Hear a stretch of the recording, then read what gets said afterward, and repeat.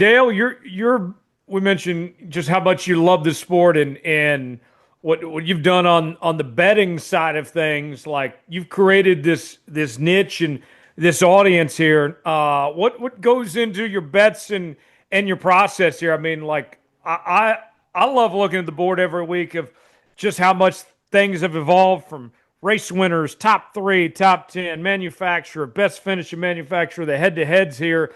NASCAR betting, it feels like it's taken off, but still it's a hidden gem, I think, for the rest of the sports betting world too, of just the opportunities there are to make money here. Yeah, it's tough because it's a market I really want to see grow. And I think it's an interesting time because as sports betting's been legal for a minute now, it seems like some people are kind of getting exhausted from all the advertising. And I think in some areas it's pushing people away. And, the way I want to reflect it as is it's fun. And I think it gives you plenty of opportunity to profit. I mean, we've seen Tyler Reddick as at least a 16-1 underdog in three consecutive races go to victory lane.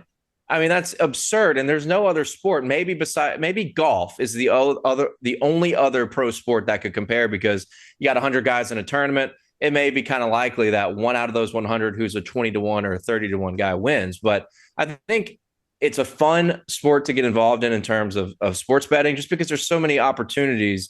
And right now, I reference all this advertising. Parlays are the devil. I am not a big parlay guy. Like every now and then for NASCAR, you could throw one in or two, but I think parlays are exhausting people from football and basketball and baseball. It's on all these pregame shows. I think NASCAR, stay away from parlays, and there's opportunities available. And regarding my process, I've been a fan since I was crawling on carpet. So I think one of the more important features outside of like the sports betting lingo, like plus EV betting, which is very important. But for me, the eye test, I've just seen so many races. I have not missed a cup race since 2005. And that was because a race was postponed to Monday and my parents wouldn't check me out of school. We got through that to where I could convince my parents that I was sick enough that they'd check me out if we had rained out races. I had great parents too. I got to be fortunate for that. But no, I think the eye test is really important. And I think seeing all these different races in all three NASCAR National Series throughout my entire life, I feel like I have a good ability to predict. Now, I say that, and I got absolutely destroyed at COTA. The losses happen no matter what. But, I've been profitable, very, very profitable for the 5-6 years I've done this. And I expect to be profitable again just because long term, I think the eye test is really important. I spend a lot of time watching old practice sessions, qualifying sessions, and races, of course, that I deem relevant to race weekends. And the Cup Series is interesting, too, because we have so many curveballs constantly thrown in the Gen 7 era.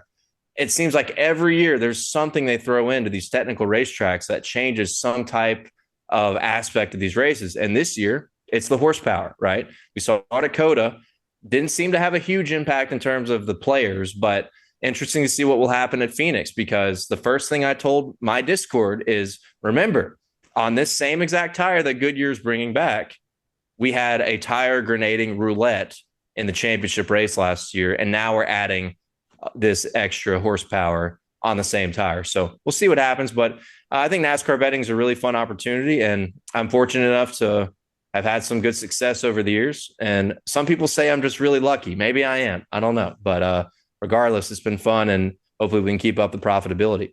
So Tyler brought up a great part about the betting landscape, how everything's changed. Because I remember a time going 10, 12 years ago, and it was those taboo things you wouldn't hear even be talked about in the Las Vegas Media Center at the track, and how things have come such a long way. The change in law in 2018 to what you can actually bet on throughout the week. What do you see the future being? Because we're talking about staying away from parlays or just even the things that you can bet on, all these different props. Say 5, 10 years from now, what does that NASCAR betting landscape look like in your opinion? Well, that to me, that's what's problematic about the landscape is everything is kind of moving towards parlays and lightning style bets.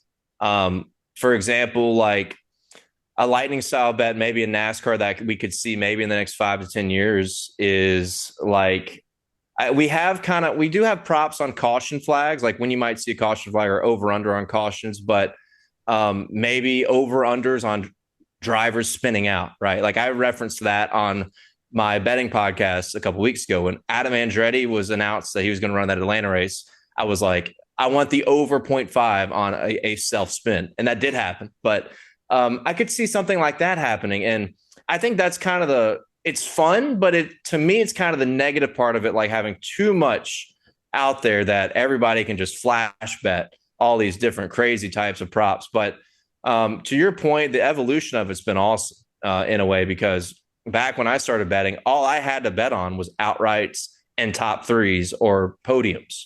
Now you can bet outrights, which is the driver to win the race, top threes, top fives, top tens. I've seen top 20s offered. You can bet the top finishing Chevy, Ford, Toyota, team to win, head-to-head matchups. I mean, there's so many different props on some of these books.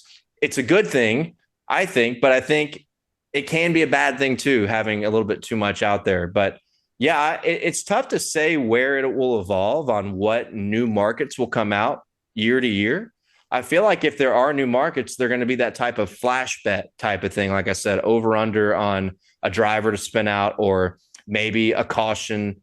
When will the first caution come out? Will it be before or after lap 30 or lap 35, something like that? But kind of tough to say what will be next. But with all the outcomes out there, it's pretty crazy right now, especially versus what it was 5-6 years ago.